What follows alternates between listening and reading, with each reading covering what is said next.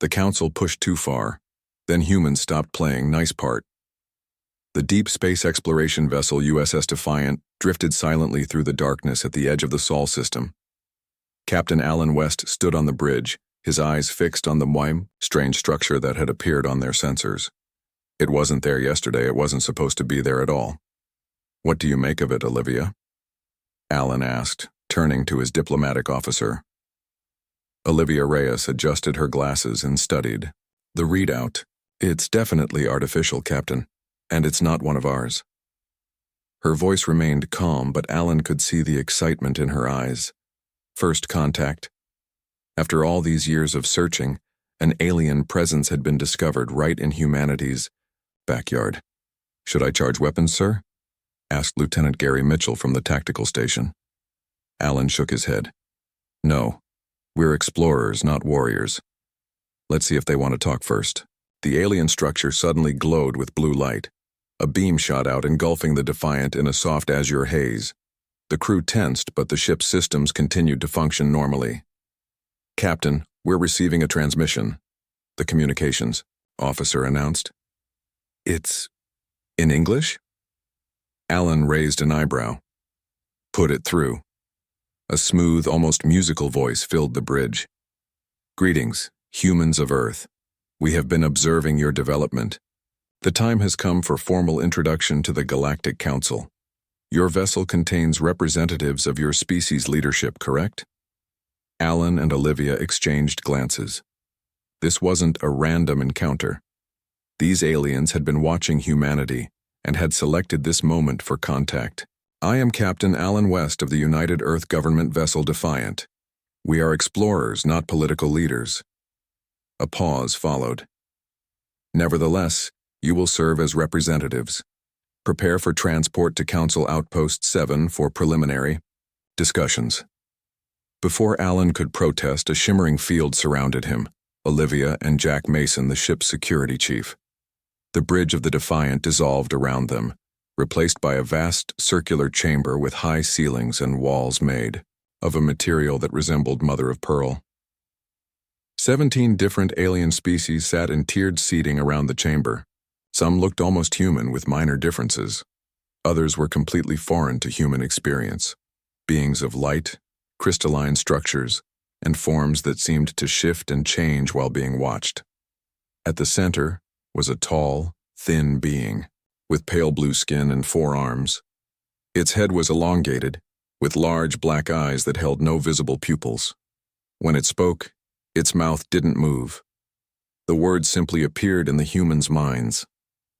I am Senior Arbiter Zex Toral of the Viraxi, eldest member species of the Galactic Council. You stand before the combined leadership of 17 spacefaring civilizations that maintain order in this sector of the galaxy. Alan stepped forward. We come in peace and friendship. Humanity would be honored to learn from your combined wisdom. Several of the aliens made sounds that might have been laughter. Zex Toral's expression remained unchanged. All emerging species say the same. You will learn our ways and follow our protocols. This is not a negotiation. Jack Mason tensed beside Alan. The security officer had spent 20 years in Earth's military before joining the Defiant's crew. He recognized a power play when he saw one.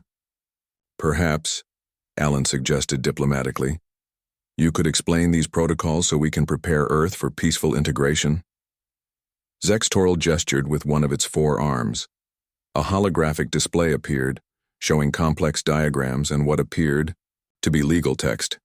The Galactic Council maintains stability through carefully managed expansion. As a Level 2 civilization, Earth will be granted limited colonization rights within a 50 light-year radius of your home system. Council approval is required for all new settlements. Olivia took notes on her tablet as Zex Toral continued. Technology development will be monitored and regulated. Weapons advances beyond your current capability are prohibited. Faster than light, travel will be permitted only with Council-approved drives. All new technological innovations must be shared with the Council for evaluation and distribution. Jack frowned. And what do we get in return? A murmur ran through the gathered aliens. Zex Toral's black eyes seemed to bore into Jack's. You receive protection and guidance. Additionally, limited access to established trade routes will be granted. In exchange for resource quotas and developmental tariffs, Alan maintained his diplomatic smile despite the sinking feeling in his stomach. These weren't terms of friendship. They were restrictions designed to keep humanity contained and controlled. How many other species have joined under these terms? He asked. 37 active species currently benefit from council protection, Zextoral answered. 6 have been deemed uncooperative in the past century and have lost council privileges. Lost privileges, Jack muttered under his breath. I bet that's a nice way of saying something else. Over the next 12 hours, the 3 humans were given an overwhelming amount of information. They were shown brief glimpses of fantastic technologies, hints of knowledge that made Earth's greatest discoveries seem primitive. It was tantalizing, just enough to create desire without providing substance. When they were finally returned to the Defiant, Alan immediately called Earth. The United Earth government assembled an emergency session to hear their report. They're offering us the stars, Alan explained to the assembled leaders on the view screen, but with chains attached. Olivia presented her analysis. The terms are designed to keep us dependent on the Council. We get access to some technology, but not the understanding behind it. We can expand, but only where they permit. Jack didn't mince words. It's a protection, racket on a galactic scale. They're the neighborhood bullies demanding your lunch money. The Earth's politicians debated for days. Scientists argued that even limited access to alien technology could advance humanity by centuries. Military leaders, including Admiral Natalie Turner, urged caution. We're being offered a place as a client state, not as equals, the Admiral warned. Once we sign, we'll be legally bound by their rules, with 17 advanced species to enforce them.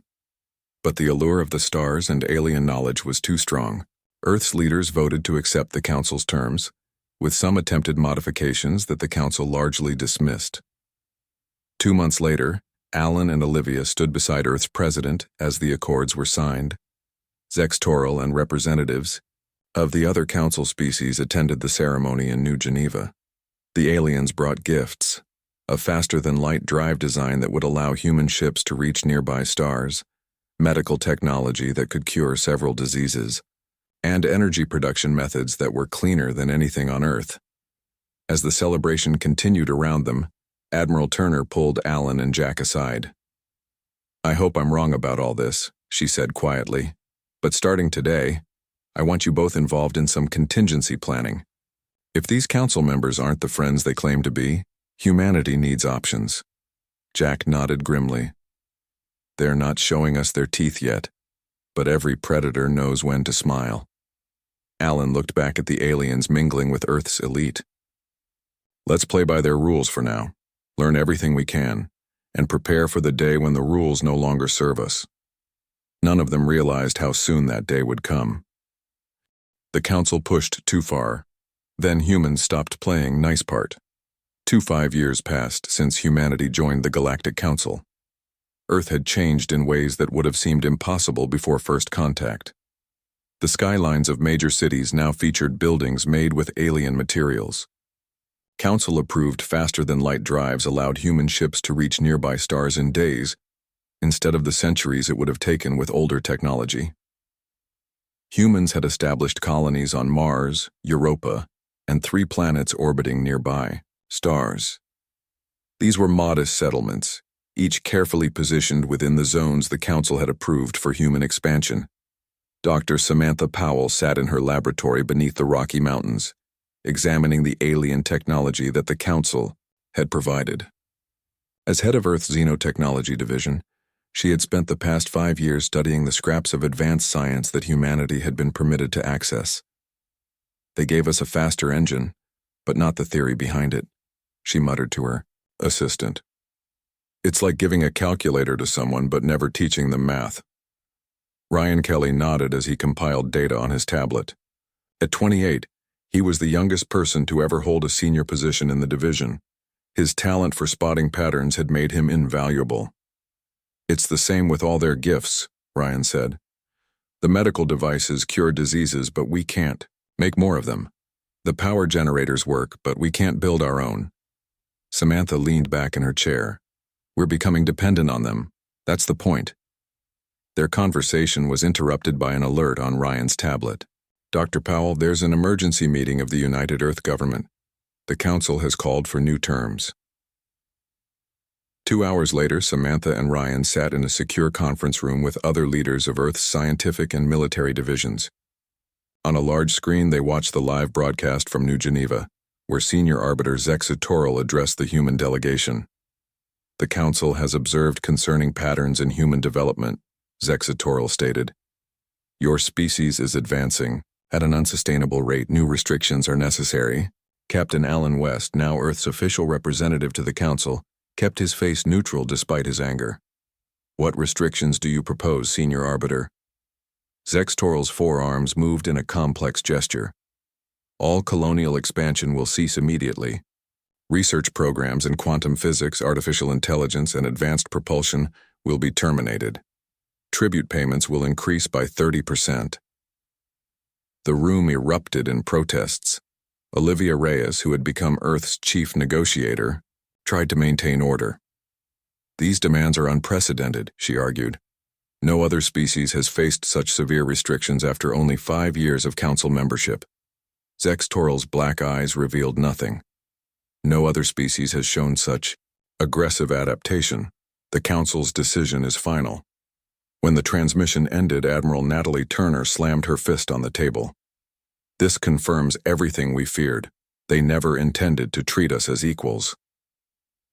Back in the mountain laboratory, Samantha and Ryan worked through the night, reviewing data they had collected on Council activities over the past 5 years.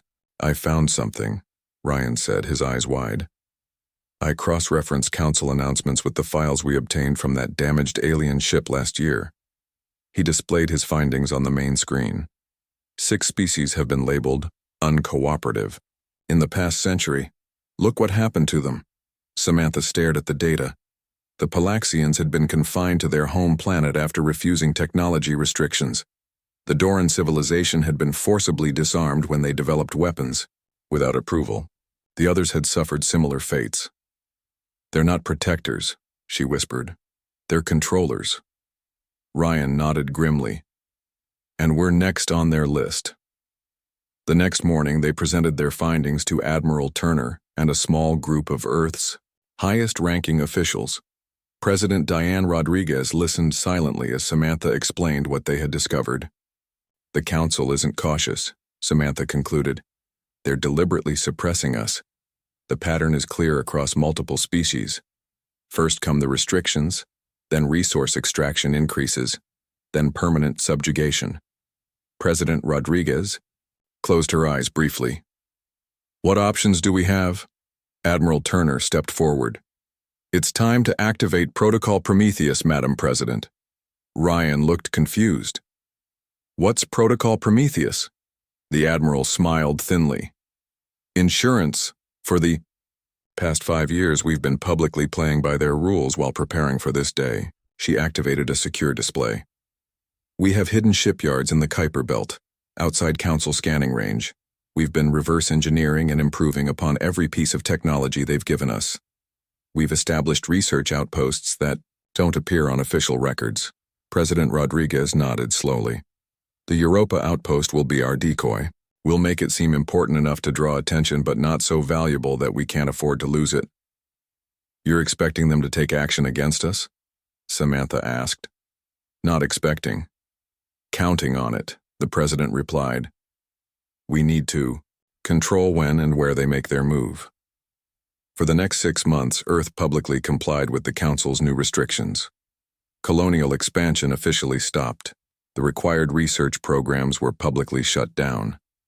Tribute payments increased as demanded, but deep in the Kuiper Belt, far from prying eyes, humanity worked frantically. Admiral Turner oversaw the construction of ships unlike anything Earth had built before. Dr. Powell and her team made breakthrough after breakthrough as they decoded alien science and improved upon it. Captain West and Olivia Reyes continued to represent Earth at Council meetings, playing the part of reluctant but compliant members. They gathered intelligence and built relationships with representatives of other species who showed signs of discontent with council rule. On Europa, a research outpost staffed by 47 scientists and engineers conducted approved experiments, while secretly serving as a lightning rod.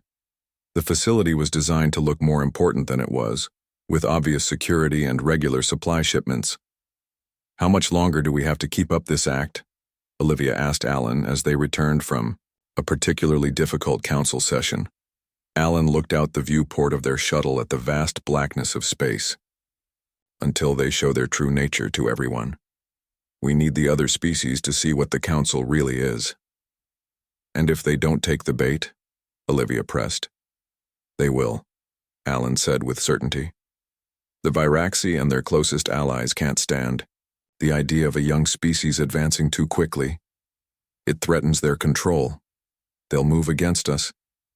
And when they do—" He left the sentence unfinished.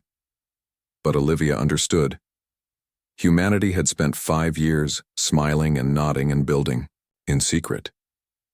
The council thought they were dealing with an obedient, grateful species. They were about to learn how wrong they were. The council pushed too far.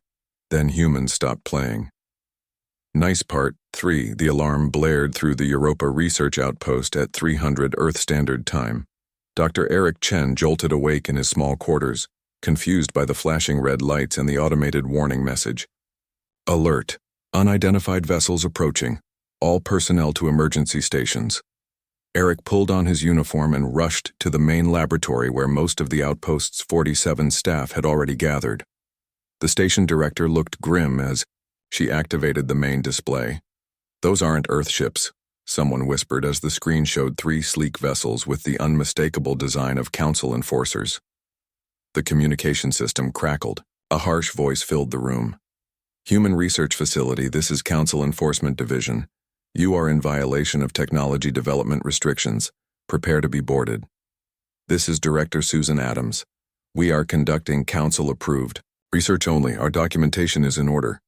There was a pause before the reply came. "Our scans indicate prohibited quantum field manipulation.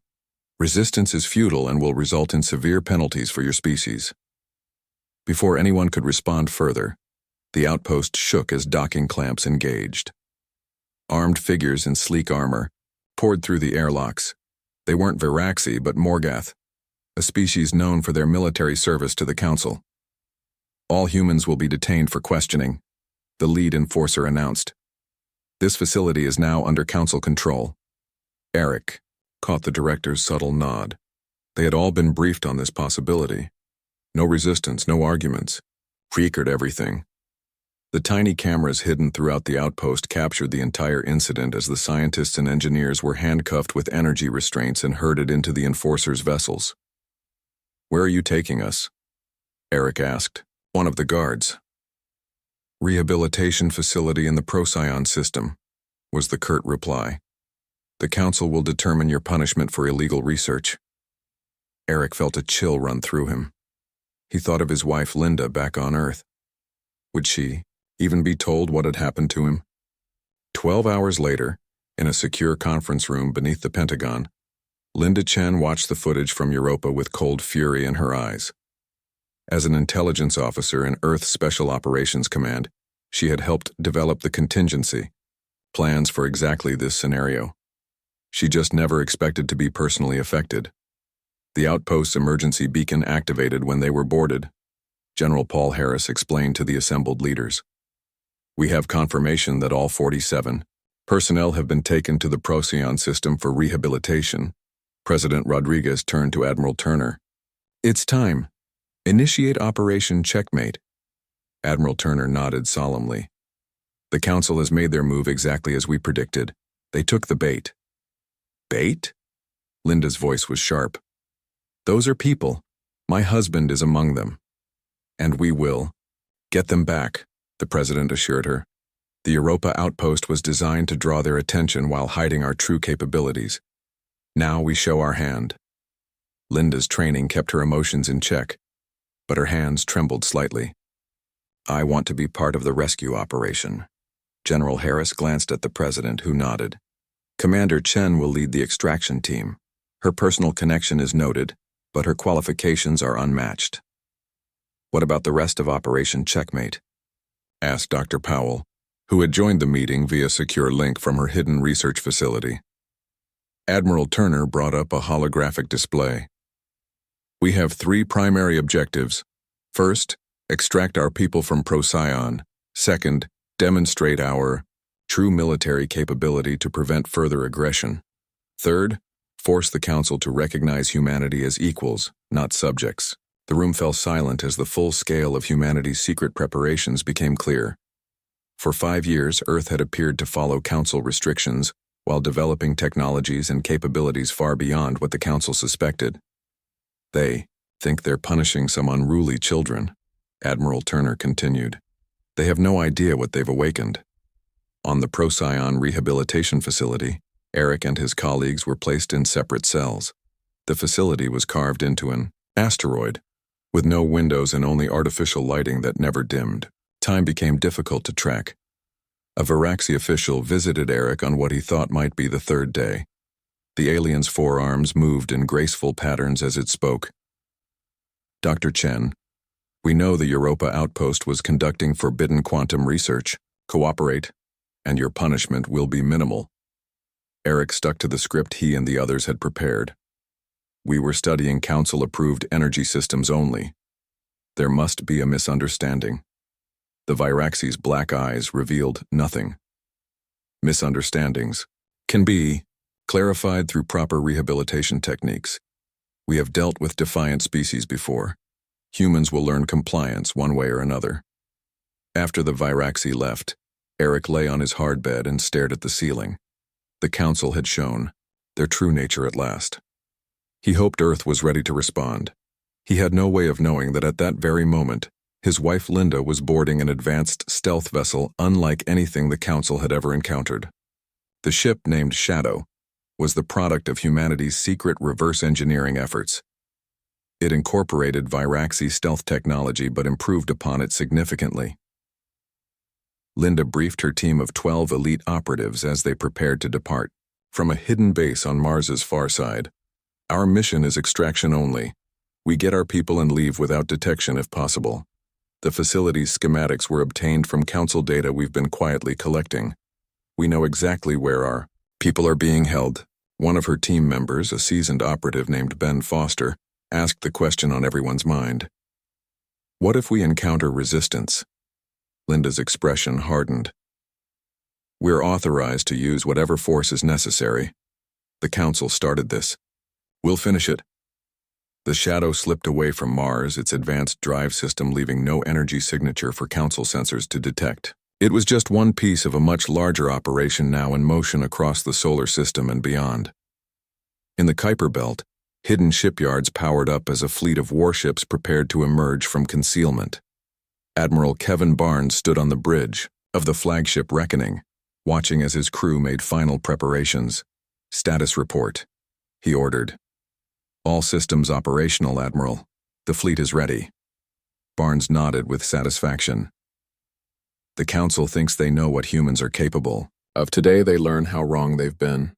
Meanwhile, in secure facilities across Earth and the hidden colonies, Dr. Powell and her team activated the quantum entanglement communication network they had developed. Unlike Council communication systems, which relied on traditional subspace signals that could be monitored, this network was instantaneous and completely undetectable. All stations report ready, Ryan informed her. Operation Checkmate is fully synchronized. Dr. Powell took a deep breath. Send the activation code. Across Council space, carefully placed human agents received the signal. Years of patient infiltration were about to pay off as these operatives prepared to systematically disrupt the Council's resource extraction operations and communication networks. The Council had pushed too far. Now they would face the consequences of underestimating humanity. The Council pushed too far. Then humans stopped playing nice part. For the Shadow vessel approached the Procyon system with its stealth systems at maximum. Linda Chen stood in the command center, reviewing the final extraction plan with her team. In 12 hours, the entire galaxy would know that humanity was no longer playing by Council rules. But first, They needed to rescue their people. Sensors show minimal security, reported Ben Foster from the tactical station. They aren't expecting anyone to even know where the prisoners were taken, let alone attempt a rescue. Linda nodded. Their arrogance works in our favor. Team 1 will secure the control center. Team 2 handles the detention level. Team 3 maintains our escape route. The Shadow docked with the asteroid facility using a little-known maintenance airlock. The human operatives move swiftly through the corridors, their advanced armor making them nearly invisible to standard security sensors. Linda led Team 2 directly to the detention level. The two Morgoth guards never saw the humans before stun. Weapons dropped them silently to the floor. "Eric Chen," Linda whispered as she unlocked her husband's cell. "Did you miss me?" Eric blinked in confusion, then broke into a relieved smile. "Linda, how did you—" Explanations later. We're getting everyone out. Within 20 minutes, all 47 scientists were freed. Team 1 had secured the control center, downloading valuable intelligence from the facility's computers while locking down the remaining Council security forces. "We have company," Ben warned through the comm system. "Council patrol vessel approaching. They weren't scheduled for another 6 hours." Linda made a quick decision. "Change of plans. Team 3 prepare for visitors. Everyone else continue evacuation." As the scientists boarded the Shadow, Linda and several operatives remained behind. When the Council patrol docked and 8 Fyraxi officials disembarked, they walked straight into an ambush. "What is the meaning of this?" demanded a 4-armed Fyraxi wearing elaborate robes that marked him as a high adjudicator. Linda stepped forward. "You're being detained as a security measure. You seized our people illegally. Now we're returning the favor." The Fyraxi's eyes widened. "Impossible. Humans don't possess this technology. You cannot—" "We can," Linda interrupted. "And we have. You're coming with us." As the Shadow departed with the rescued scientists and captured Council officials, the second phase of Operation Checkmate began. Admiral Kevin Barnes gave the order that humanity had been preparing for 5 years. "All ships emerge and form up. Communications broadcast on all Council frequencies." In the Kuiper Belt, hidden doors slid open in what had appeared to be ordinary asteroids. From these concealed shipyards, 73 warships emerged. Each incorporated technology the Council thought humans couldn't possibly understand, let alone improve upon. The flagship Reckoning led the formation. Admiral Barnes stood proudly on the bridge as a communication officer established a connection to Council headquarters. "This is Admiral Kevin Barnes of the United Earth Defense Fleet. Be advised that we have rescued our citizens from your illegal detention. Furthermore, we reject all technology restrictions imposed by the Council.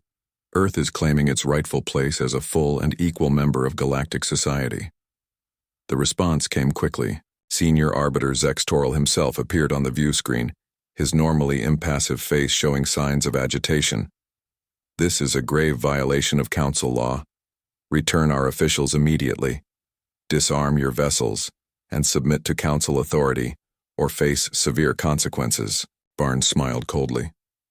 "We expected you might say that, so we prepared a demonstration." Throughout Council space, the third phase of Checkmate activated. Special Agent Greg Hoffman, who had spent years posing as a minor diplomatic aide, accessed the central control systems of the Council's largest resource extraction operation in the Rigel system. With a few commands, he shut down the entire facility. Similar actions occurred simultaneously across 22 systems as human agents revealed themselves.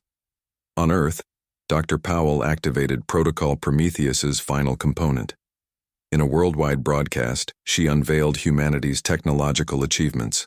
"For 5 years we studied the scraps of technology the Council allowed us," she explained to the watching world. "And we did what humans do best. We innovated. Today we activate a planetary shield that renders Council weapons ineffective against Earth. We also bring online our new energy production system that makes us completely self-sufficient." As she spoke, a subtle shimmer appeared in Earth's atmosphere as the shield activated.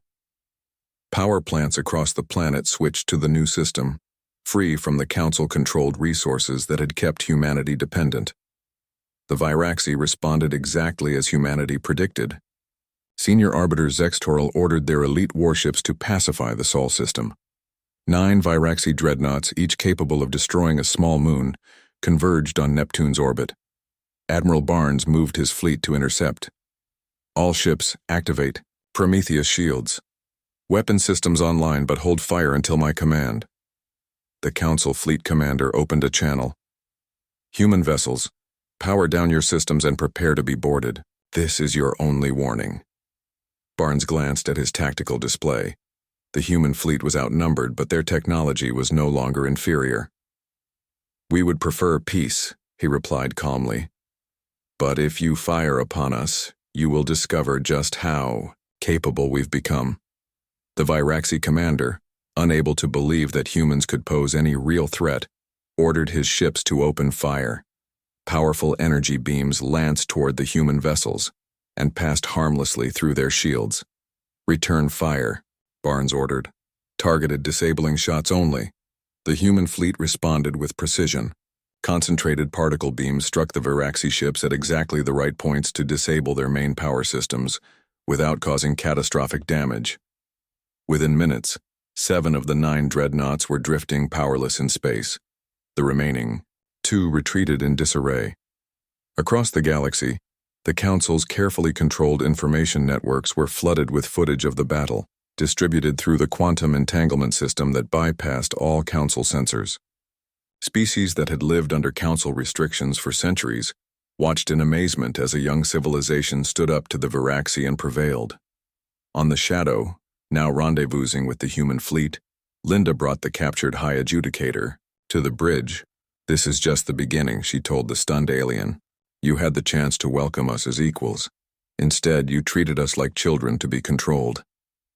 The Council has stood for 10,000 years, the Viraxi replied, though with less certainty than before. You cannot hope to. We don't. Want to destroy the Council? Linda interrupted. We want to fix it. Every species deserves the chance to develop without artificial constraints. As reports of human victories continued to stream in, the Viraxi finally began to understand. They hadn't merely misjudged human compliance. They had fundamentally failed to grasp human nature. When pushed too far, humans stopped playing nice. The Council pushed too far, then humans stopped playing nice part. 1 week after the battle at Neptune, the Great Council chamber on the neutral world of Alpharis buzzed with tension. Representatives from all 17 Council species gathered for what many called the most important meeting in 1,000 years. Captain Alan West and Olivia Reyes entered the chamber, now joined by Admiral Turner and President Rodriguez. Unlike their first appearance 5 years ago, they did not come as supplicants. They walked with the confidence of equals. Senior Arbiter Zextoril sat at the center position, his forearms perfectly still. The defeat of the Viraxi fleet had shaken the Council's power structure to its core. Several Council members were openly questioning Viraxi leadership for the first time in centuries. This emergency session will come to order, Zextoril announced. We are here to address the human situation. President Rodriguez stepped forward. We are here to establish new terms for humanity's relationship with the Council. The old arrangement is no longer acceptable. Murmurs spread through the chamber. A representative of the Nezdak, a species known for their neutrality, spoke up. The humans have demonstrated remarkable capability. Perhaps it is time to reconsider our approach to emerging species. Zextoril's black eyes narrowed. The Council has maintained galactic stability for 10,000 years through careful management of technological development. Humans have violated. We violated nothing, Admiral Turner interrupted. We developed our technology independently using our own innovation. The Council's rules were designed to keep species dependent and controlled, not to maintain peace. The captured High Adjudicator, now released as a gesture of good faith, stood among the Viraxi delegation. I have witnessed their capabilities firsthand. The humans could have destroyed our fleet completely, but chose to disable our vessels, with minimal casualties. Alan stepped forward, addressing the entire assembly. Humanity doesn't seek the Council's destruction. We seek partnership based on mutual respect, not subjugation. We have prepared terms that will benefit all species, not just the elder races. Olivia activated a holographic display that everyone could see. First, immediate recognition of humanity as a full council member with equal voting rights. Unprecedented, growled a Morgath representative. No species has achieved full membership in less than a century. Second, Olivia continued, ignoring the interruption, reparations for all resources unfairly extracted from Earth under the previous arrangement. The chamber erupted in protests. Zextoral raised all four arms for silence. These demands are outrageous. Third, Olivia pressed on, technology exchange programs based on mutual benefit rather than exploitation. Fourth, freedom for all species to develop without artificial constraints. This point caused several of the younger council species to nod in agreement. The Tellarites, who had joined the council only 200 years ago, openly applauded. And, finally, President Rodriguez concluded, a complete restructuring of the council's economic system to eliminate predatory practices against emerging civilizations. Zextoral's voice was cold. And if we refuse these terms? In answer, Dr. Samantha Powell entered the chamber. She carried a small device that she placed on the central table. This contains the complete technical specifications of our quantum shield technology, our advanced propulsion systems, and our energy production methods, she explained. We're prepared to share this freely with all council species. The implications were clear. If the elder races refused humanity's terms, the technology that had allowed humans to defeat the Viraxi would be given to every species in the galaxy. The power balance that had favored the original council members for millennia would collapse overnight. You would destabilize the entire galactic order, Zextoral accused. We would correct an injustice that has gone on far too long, Dr. Powell replied. During our preparation for this meeting, we decoded your most classified technologies. We discovered something interesting. She activated another holographic display.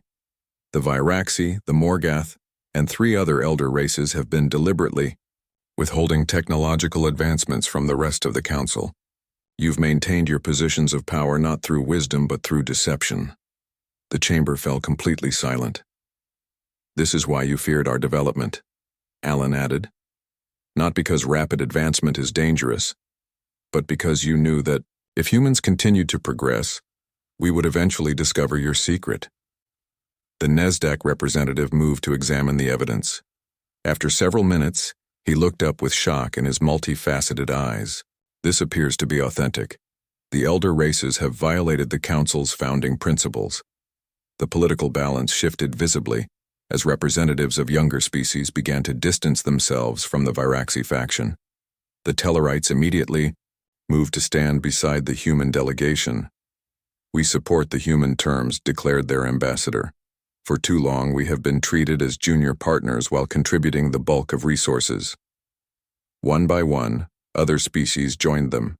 Even 2 of the elder races, seeing the inevitable, broke ranks with the Viraxi. Zextoral, faced with a political disaster, attempted one last argument. Humans have existed as a spacefaring species for less than 2 centuries. The responsibility of council membership requires. We defeated your best ships in less than an hour, Admiral Turner interrupted. We infiltrated your most secure facilities. We developed technology you thought impossible for us to understand. I believe we've demonstrated our capabilities adequately. 3 days of intense negotiations followed. The final agreement wasn't exactly what humanity had proposed, but it was remarkably close. Earth became a full council member. The resource quotas were abolished. Technology exchange programs were established on equal terms. Most importantly, the council itself was transformed.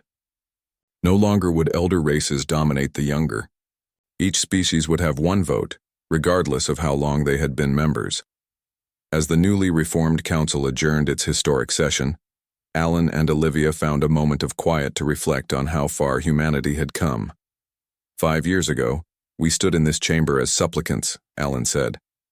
Now we've changed the course of galactic history. Olivia smiled.